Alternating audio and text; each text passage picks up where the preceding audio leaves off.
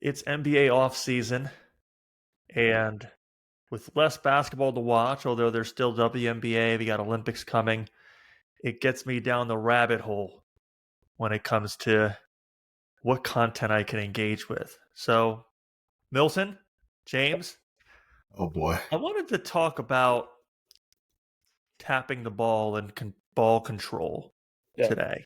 Milton, you've shared a number of plays over the years, recently a few in particular. So let's start there with our Court Views podcast. We're always breaking down the rule IQ and bringing in the elite skill into things here. Let's look at this first play. And I guess the question that people have are, especially that second tap there, is that a controlled tap? And I think people are getting caught up on that. Your perspective is? I have this play legal on all levels. I talked to a number of officials just to make sure that it was clear. It was pretty clear that these are not controlled taps, or there was not enough control to be deemed, or for that to be like the start of his dribble. But yeah, had it legal on all levels. He delayed the catch at the end too here. I think a lot of people got hung up. They thought he shuffled his feet before that left foot hit the floor, but he doesn't pick it up until there. That's step one. And step two, and that's legal on all levels. I like that. That made sense to me as you took me through it. James, do you see this? Do you see it similarly, or do you see it different? I'm gonna get a shirt made like Jalen says, name your sources. So every time he says I talk to officials, I want to know what officials he's talking to. No, I'm just playing.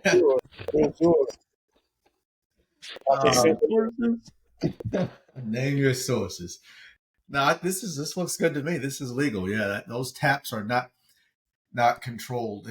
Most times you see taps in basketball is when you're trying to tap the ball away from a congested area, right? Especially on rebounds.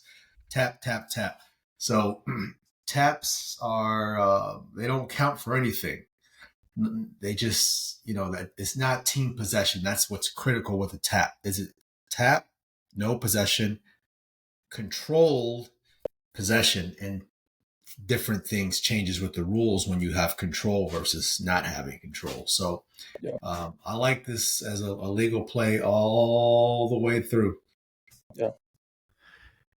When it pertains to tapping and possession, does the proximity of a defender play any role into assessing whether a tap is controlled or not? No, it has nothing to do with it. Yeah, it's a good question. It's just you're just looking at the nature of the play. Is he or she tapping the ball, just batting? And maybe that's another way to put it. Yeah. That's easier to understand what we're trying to get across here. Batting the ball versus you physically having control of it. Yeah. And those are two different things. But yeah, where the defenders are or how close they are to one another has no bearing on whether it's a bat or possession. So Milton, you shared another play recently as well. And this isn't a tap play, but it's a possession ball control play. Yeah. And I think people getting hung up on right there saying that when the hand is above the ball right there, that starts the possession. And I think the case you're making in your analysis is that is not the case, correct? No way. How can you control the basketball without palming it? The only way you could control it in that situation is if he grabbed it and palmed it. And that would have been extremely difficult to do. But his hand being on top of the ball there, nah. He gathered it with his... Dang, boy. Yeah, he's so fast. Yeah. It's happened so quickly. With his left foot on the floor. And then takes his two legal steps, tap together. Legal. On NBA and FIBA only. James, what do you think about this one? I'm just going to go off. I'm going to tell you why everybody thinks it's a travel. Without even because you know me, I'm not I would never read comments in social media. You're not on social media all the time seeing what people are saying about refereeing? No? Absolutely. And you have to beep the next word, not. I tell everybody with my old man mentality, social media will be the end of civilization as we know it. It's already working its way there. I don't even know how white people would subject themselves to just such nastiness all the time. But anyway.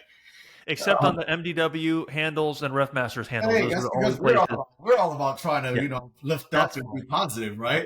Yeah, Like, totally. but I can tell you, just seeing this play and seeing, basketballs for so many years and refereeing for so many years, I just know people are going to go off of, like, look at how much ground this young man covers Yeah. without dribbling the ball. So it's got to be a travel. That's what's going to pop into their mind. And I mean, I don't know. What would you say, Milton? This guy looks like he's about 6'4", 6'5". At least. Yeah, Maybe even look taller than taller. that, honestly. Yeah, he might be 6'6" or something like that, right? Yeah. Giannis is almost 7 feet. Durant is he's over 7 feet, about that. Yeah. Victor is 7, whatever. So just imagine those guys are even bigger than this kid, and they're more athletic. So their athleticism, their speed, their strides are longer. So they can cover a lot of ground in 2 legal steps without putting the ball down. Yeah. And so just because we can't do it because we're 5'10" doesn't mean it's not legal. And so I just knew when I saw this play initially, I was like, oh, they're going to say, look, he got this ball out by the elbow. Mm-hmm. And he went all the way to the rim and he never put the ball down. How is that not a travel? They're not asking about the rule per se. They're just going off of the looks, the aesthetics of it. But yeah, if this was I'm surprised he must be the home team, because usually in stands you see all this. Everybody's doing this in the stands, and so yeah, I think it's funny. I think it's a good play, legal play. This kid's just able to cover a lot of ground, but I mean he's a big kid, so his stride, his one stride is probably what he covers in one stride. Most people will probably take close to 2 to cover that same distance. Yeah. I've seen Giannis do something like this from like near half court. Like he's unbelievable with his steps and his strides. Yeah, it's amazing how much ground they can cover. Yeah. With two steps.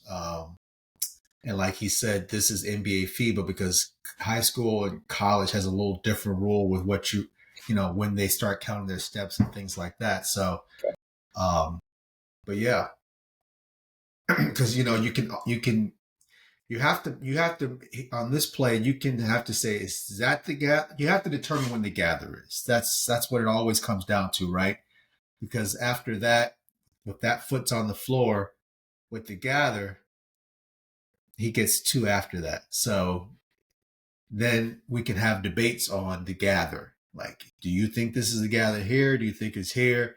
That's where the debate comes in. After that, it's easy to count the steps, right? The gather isn't up here? No. Like, I like the gather where it's firmly in his control, right? Like there, like when he really gets it, that's when the gather takes place. And now that's when the rules start to kick in. Yeah, a lot of people get confused. They feel like if you touch the basketball in that situation, that's when the gather is, or that's when that's when the steps start to count. And I'm like, nah, that's not how it works. Yeah, exactly. That is not how it works. But now that they will listen to this podcast and watch it, that now they know. Definitely. So my question also is on this play. White team's got sleeves on the jerseys. White team? Yeah, though it looks like t-shirts underneath because the half court line is a little bit long. You're right. He doesn't have that. Yeah, right. And the other one has like the logo on the side. You're right. He doesn't right here. There you go. Yeah, that's right. I would always think that playing with a t-shirt under the jersey would be more restrictive. Is that? I agree. I can't play like that. I'm thinking the same thing. And one of the guys, maybe he doesn't wear a t-shirt underneath, but he wears something under it. Anthony Davis, he's got, I don't Yeah, know what he's got under his jersey. And I'm Yeah, like, how do you play like it's that? tight. It's tight Yeah, all the way up here. Like I don't yeah. know how he plays in that. I I feel couldn't. like when I put my hands up to shoot, it would hike up under my arms and it would bother me. I don't understand that. Related question, most important question. What is your perspective on short sleeve jerseys? I remember the NBA had them about 10 years ago, kind of going more for that soccer look, and they had a little more space on the sleeves. You could probably throw a couple more corporate sponsors on it. Uh, shaking your head, I'm not. didn't like it, no? I'm not a fan. Not a fan at all. yeah. I It's think uncomfortable. You saw the NBA players like pulling it and tugging it, trying to get it loose. Like, nah, it just didn't work. yeah, I think. I mean, I just think that traditional jerseys are what's best because I mean, especially if you're shooting the ball. I mean, I don't know. That to me just would be restrictive. And I remember when Commissioner Stern changed the basketball years ago, and there was complete uproar from the players about that ball. We even had when we went from Spalding to Wilson. I Well, think that's who we have now, Wilson, right? mm, And the players are like, "Oh man, the ball's not the same. The ball's not the same." I mean, this was not going to change because the sponsors had changed. Wilson was now creating the ball, and I remember the league was telling the players, like, "Listen, this ball is made to the exact specifications that the Spalding ball was. There's nothing different." But players were certain that that ball was changed. And who am I? I mean, you're a professional basketball player. You know, just like a baseball player, a pitcher knows when that ball doesn't feel right. Like you've been throwing that ball or shooting that ball for so many years of your life, you know when something feels off. So I remember when we switched the ball, that was huge, huge issue when Stern did it, and they ended up going back to the original ball. And then when Wilson came in, they were like, "No, Wilson, they are the ones making it. We're not switching back to Spalding." But yeah, the players were adamant there was a problem with it. Like it yeah. just didn't feel the same or something. I think the film on it just felt different. Like when it's brand new, it just felt different. But otherwise, it played the same to me as I used both of them. Um, the Wilson one, it just has like this film on it for a while. Like I don't know what it is, but like once it gets broken in, it's normal. Mm-hmm. With that ball, that Spalding made that alternative basketball. I remember very clearly. It was 2006. They made this ball and they called it the new ball. And James, I don't get the detail perfectly here, but I think it didn't even last the whole season. Like I think they went back very quickly Yeah, it did. because the responses were so poor. And I remember players complained that once the ball got sweaty, it became very slippery because it wasn't a leather ball. It was made out of a synthetic material. Mm-hmm. And I guess when they tested it, they didn't test it enough. They didn't see what happens to the ball once it gets used even more. And Like, the as real Milton, you were saying, when a ball gets broken into, kind of, right? Yeah. That was a real problem. But I remember the new ball because I got a gift that year. Someone in my family got me the new ball, and I had it in the box. Like, oh, I'm going to wait for a special occasion to break it out. And then when the NBA pivoted away from using the ball, I realized I had a collector's item. So I still have the new ball in the Oh, wow. box, never taken out, never used. I thought at some point maybe I'll get a signature on it, or I'll have a really nice kind of collectible. But yeah, that ball is a piece of history now. It Oh, is a collectible, yeah. Because I mean, you would have thought, they stole somebody's grandmama's, life savings because they were up in arms about it. But again, that's their tool. That's their tool yeah. of their trade, and they know how it should feel because Yeah. they've been doing it for so long, man, and they are the best at it. They can tell. It's amazing because like even when we're out for warm-ups, like referees, we go out on the floor 15 minutes before the game. We have our checks that we have to do, and we have all kinds of things we got to do. But like when the players are out there warming up, they know when that rim is like an inch off center or something. They they'll bring it to your attention. They'll be like, "Hey, Gucci, that rim is off to the right," and I'll be like, "Well, if you say so," and then I'm gonna get the people out to come and measure and do everything, make sure it's level and straight, because I can't tell. Like but they can literally eye it, and if they're practicing their free throw, or they're shooting their shots, whatever, they know when something is that minuscule, but that's when it's off. Like, that's because they've been doing it for so long that they know exactly what right looks like. Yeah, I saw a video of Steph Curry at one of those kind of carnival places where they've got the basketball racks and you shoot on the hoop. And, those are kind of rigged.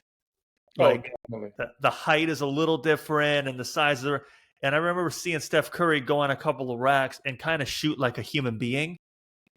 And that made me feel a lot better, because I always really struggle with that. Milton, I was going to say, I'm sure you've got a lot of experience. And when you go out and you see a basketball shooting thing at like a carnival or something, does your competitive juices get going where you're like, oh, I'm going to figure this out? Or are you just kind of like, I'm not even going to deal with this? Nah, I don't do it. Nah. I don't even do it, man. Nope. I don't even do it. I'd rather try something different. Yeah. Okay. I appreciate that. A little ring toss. Man, I turn into a different person when I play basketball. Nah. All right, so it's not even worth going to that place. Okay, I got you. Let's do this. I want to look at some more possession related plays.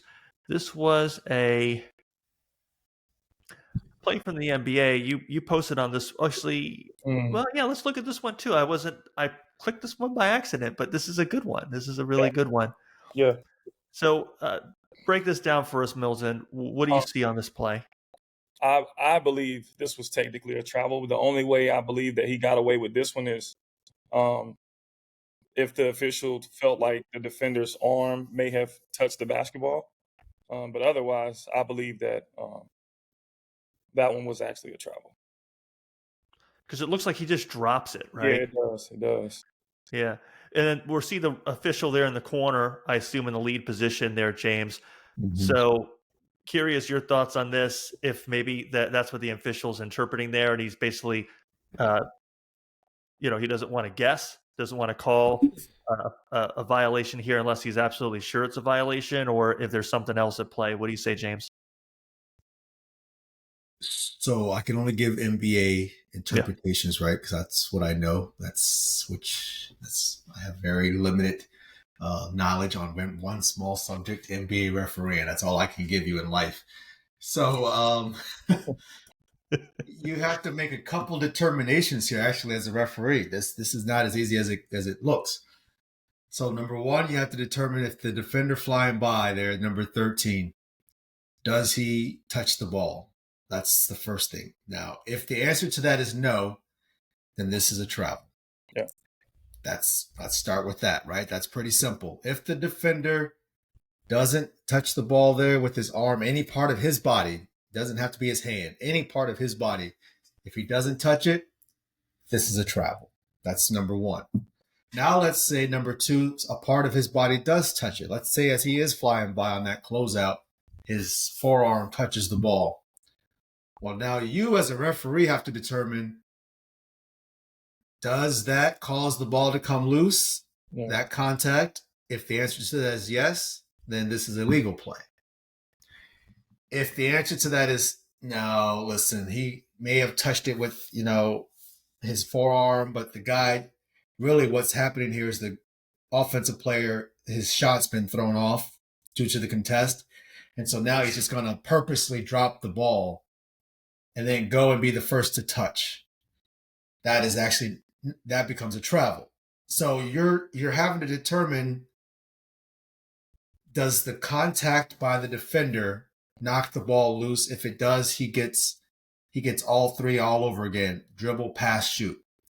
If you think he did touch it, but it didn't cause it to come loose, it was just the offensive player purposely dropping it on his own because his shot's been thrown off, and now he's the first to touch after that, you have a travel. So do you see how nuanced those two things are? Because if he touched it, it can still be a travel. Yeah. And the team in goal there, they're going to be like, well, he touched it. and I've got like 2 seconds to explain to you, Yeah. well, yeah, he did, but why it's still a travel. Yeah. To me, this looks like he brushed his forearm on the basketball, but it doesn't look like that actually dislodged the ball from his hands. That's just my I unprofessional I agree. opinion. I agree. That to me is the most obvious thing here. It's like he knows he's caught and he drops it on purpose, and then he's the first to touch. I have this as a travel by I mean, the him. ball didn't even change direction at all. It literally dropped straight down. Yeah. But again, it could be just a break, just a graze. Yeah. You know, it doesn't have to be much, man. It could be just a graze. And what this angle shows us is we don't know. This is why basketball officiating is all about angles. That referee on the baseline there in the lead, I guarantee you, doesn't know as that guy's flying by if he touches it or not. He just doesn't have the angle. Look at where he is as it relates to the defender flying by. He doesn't have the look to tell him the answer. The only person that would be the person in the trail if they are looking down there, which technically they shouldn't be because this is a one-on-one in the corner. So I think this is the most obvious thing to me is he drops this on purpose. And you can drop it on purpose. No, that's not a travel until he's the first to touch it. Yeah. Could the official right there, could he have changed his angle at all, or is that just the best that he could do? Well, I mean, even if he where he is now is actually pretty good. But even if he went 2 or 3 more steps to his right there towards the sideline, it might help a little bit, but it's still going to be just a tough look, just based on how the play develops. The closeout is going this way, the shooter's on this side, and he's closing out this way, and the referee's over here. So the referee's being blocked by the defender as he flies by. He's closing his vision right there. Yeah. And as he's flying by, that's when his hand is up.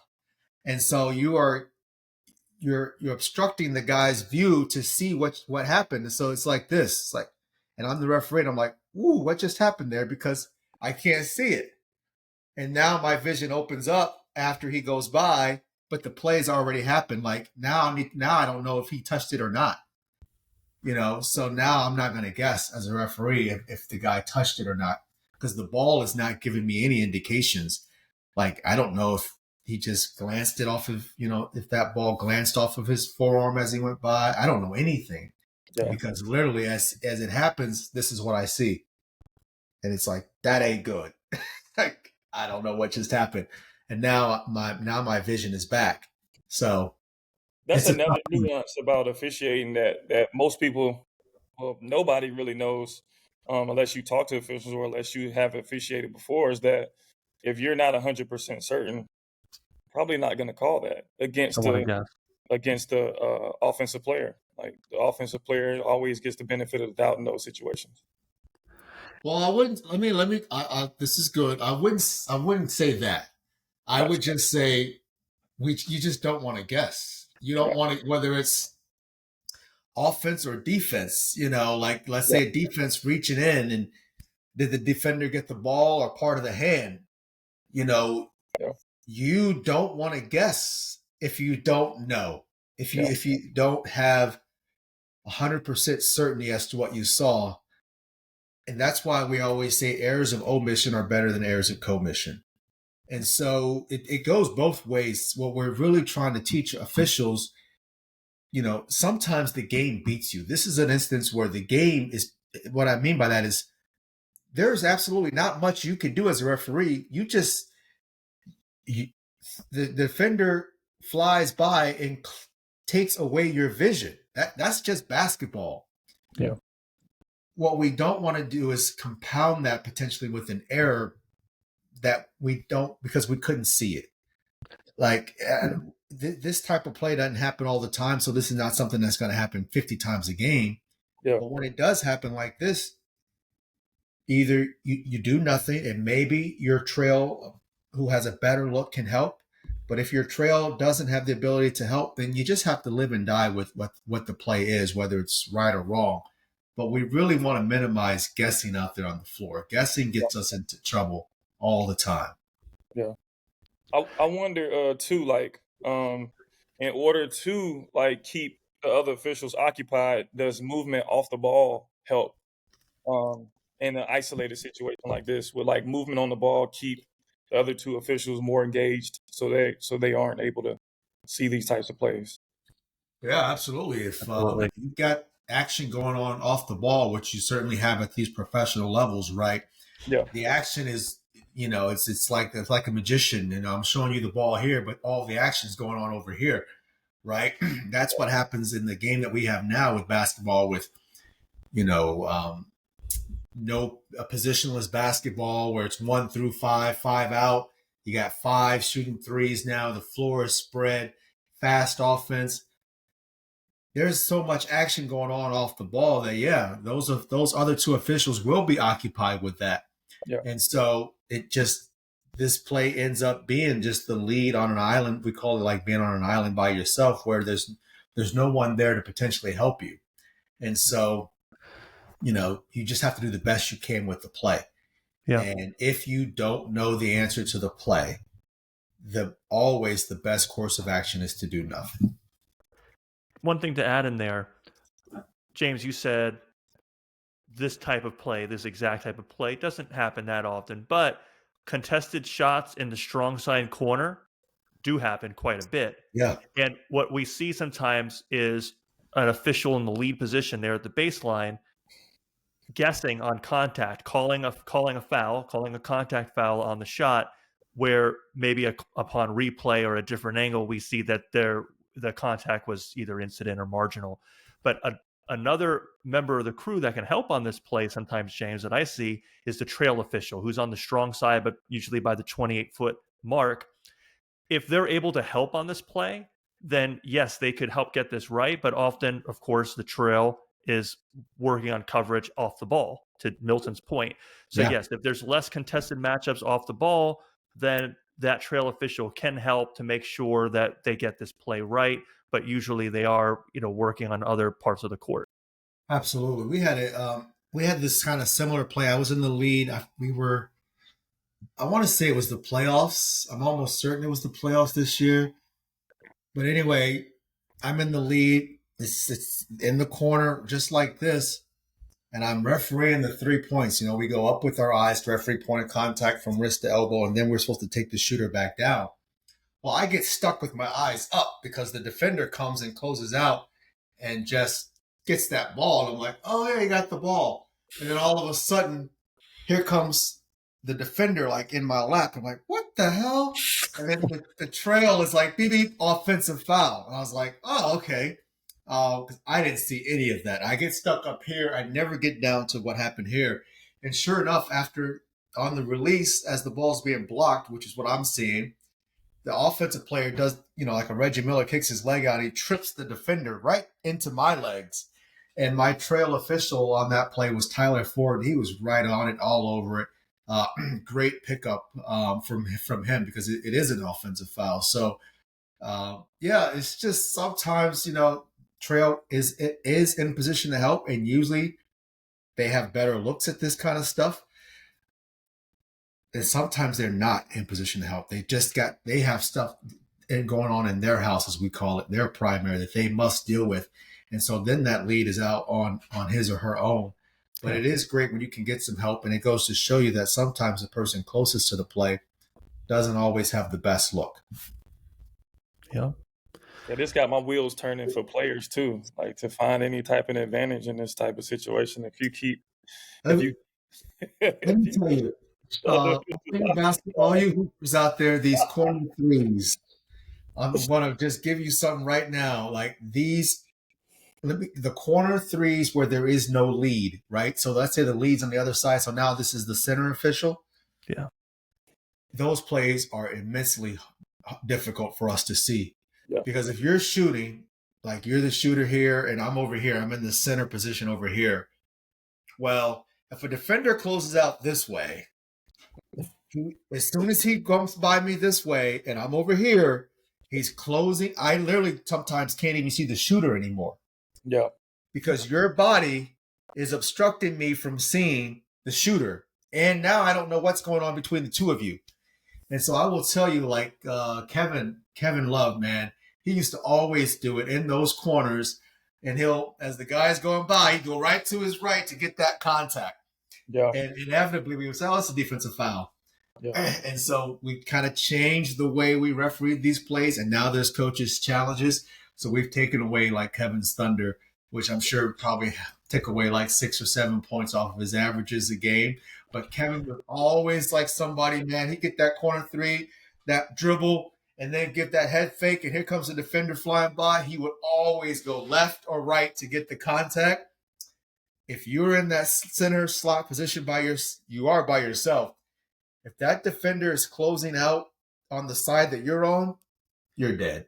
You're already dead because he's going to take away your vision. Yeah. And so these plays, when the lead is on the other side of the floor, oh man, they are brutal to referee live. The challenges may help the NBA, but the other levels, I'm coming for you. Well, if you are a defender, you want to close out on the side away from the referee. Yes, right? Yeah, if you want to help the ref a little bit, close out on the other side of the body so that I can keep my field of vision.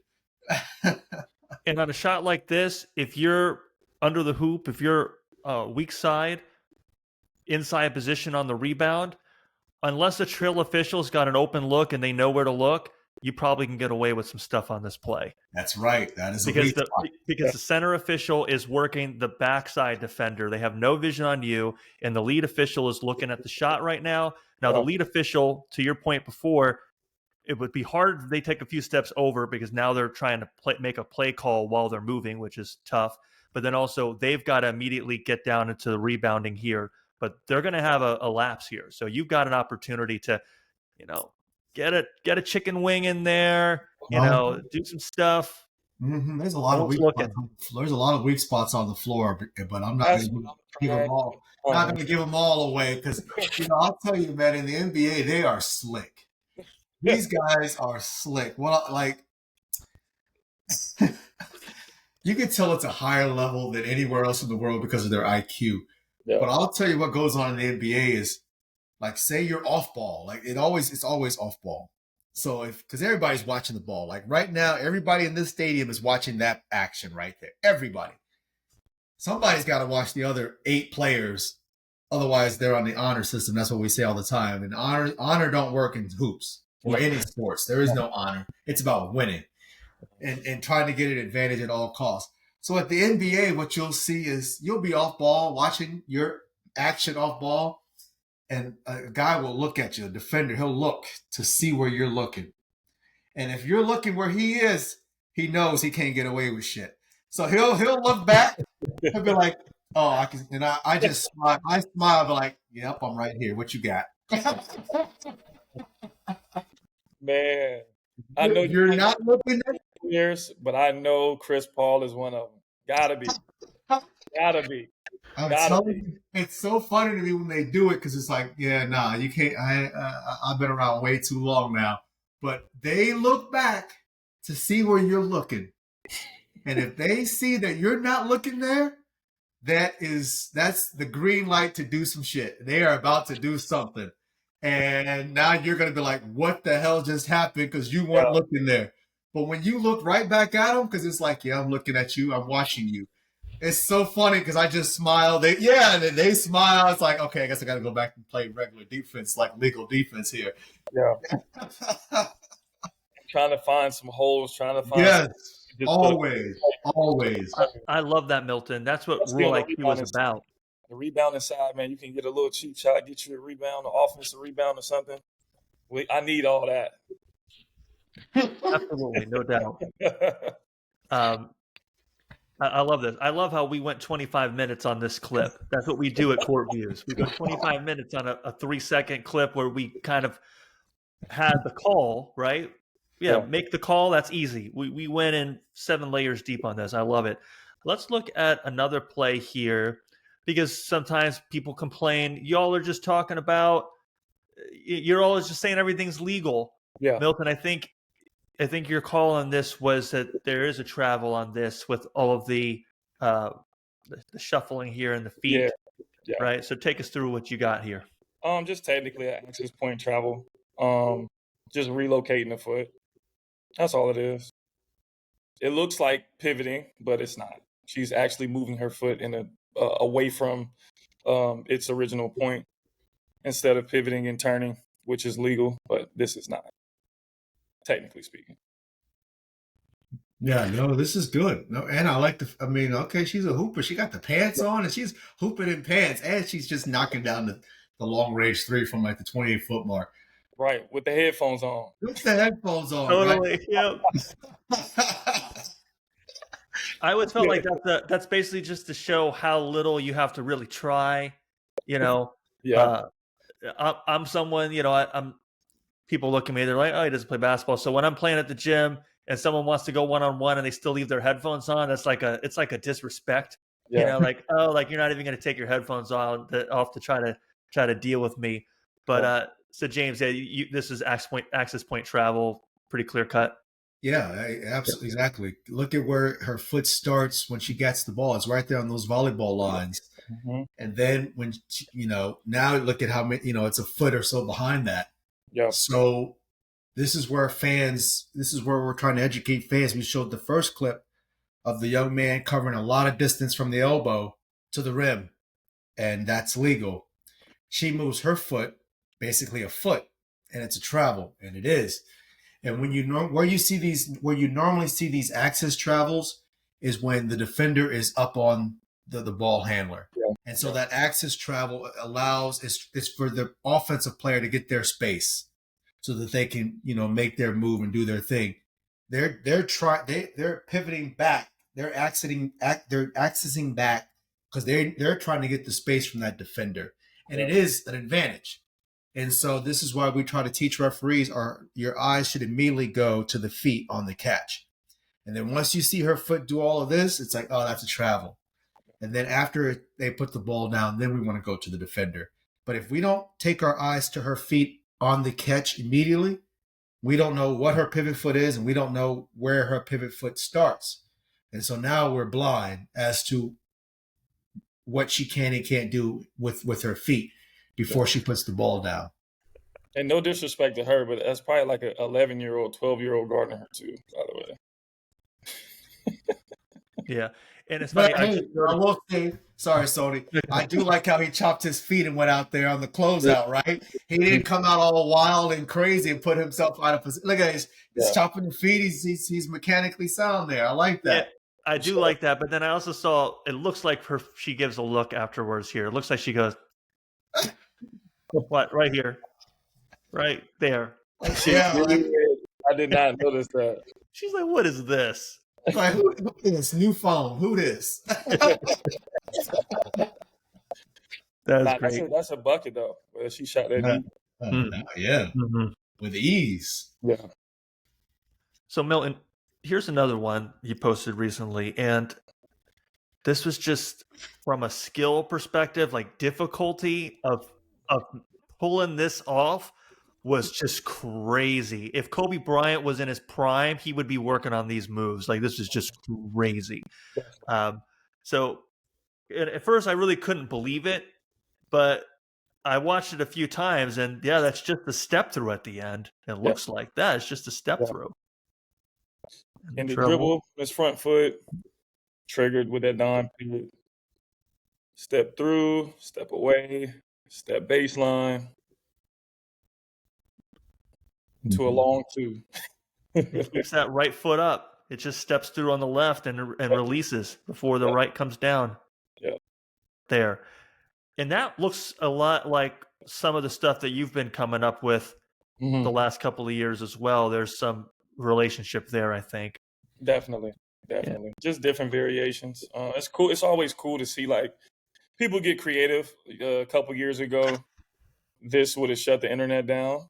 Because when I was doing what I was doing, and it was pretty simple thing. Like I went back and looked at some of the stuff I was doing. I'm like, wow, we've come a long way since then. But man, he would have been scrutinized so bad a couple years ago for this. But yeah, this is super tough, and the difficulty on this shot is ridiculous.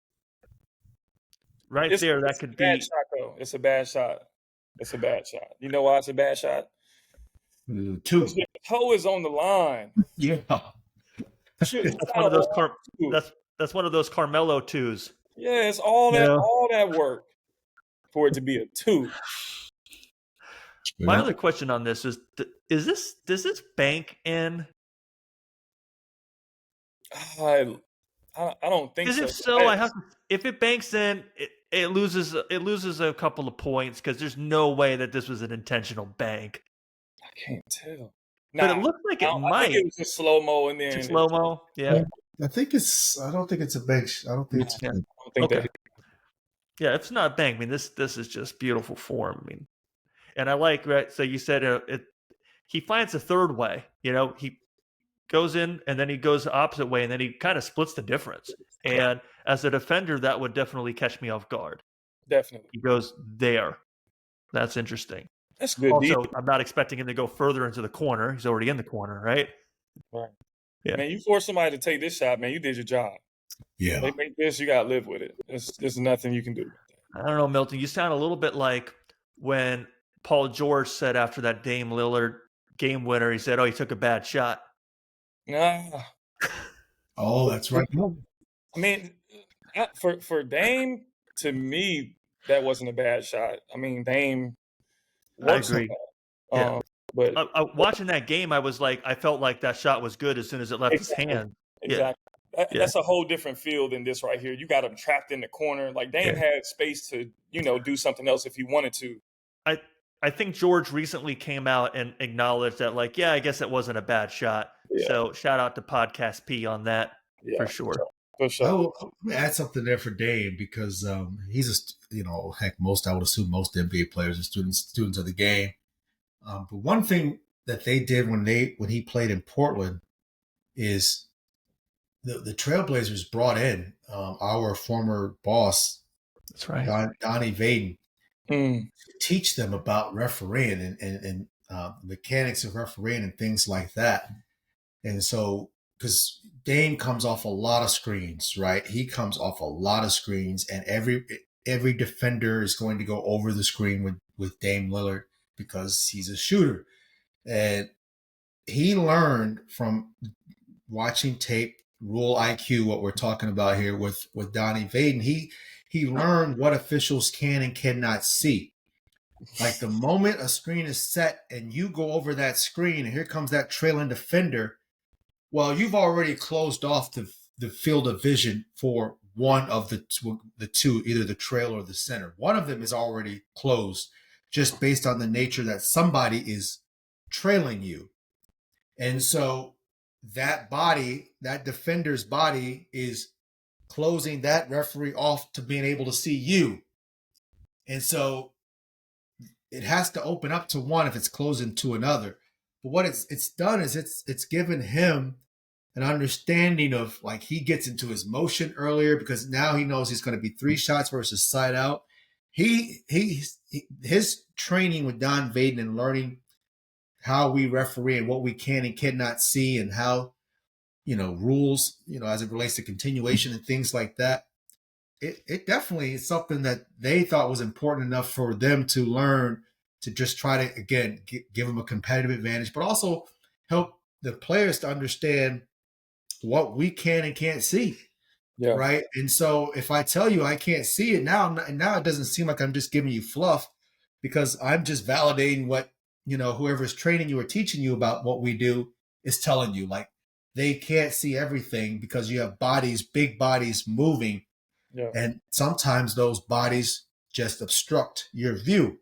And so I could be 2 feet from it and I still can't see it because a body came in front of me, or that body that's trailing you because they are trying to stay connected to your hip. They're closing me off from being able to see what happens. And so they did that a couple of years ago. And now you see a lot of teams starting to do that because they're trying to listen. Sports is about gamemanship. Yeah. And how can you get a competitive advantage? It's a huge part of what they do. And so a lot of teams are starting to pick up on that and try to make that a piece of what they do for their players. That's big time. I think all teams should do that. I mean, I don't understand why you wouldn't. And another thing too, do you guys get graded differently when you can't see? Like if a defender's actually blocking your vision, how does that work? Like for you guys or against you guys? That is a great question. And in a just society, the answer would be like, well, they can't see it, so how can we fault them for it? Yeah. The answer is no.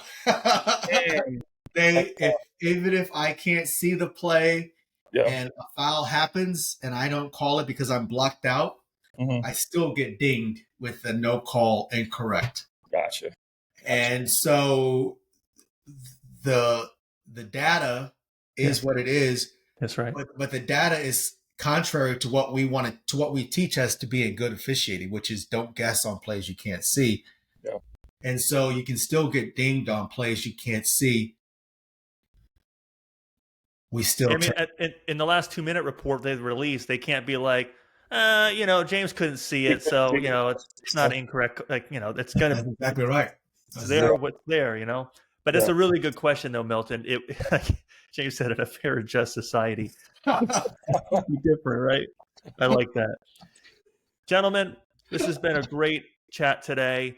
For all of you listening out there, we appreciate you checking this out. We just asked 3 things. Send your plays.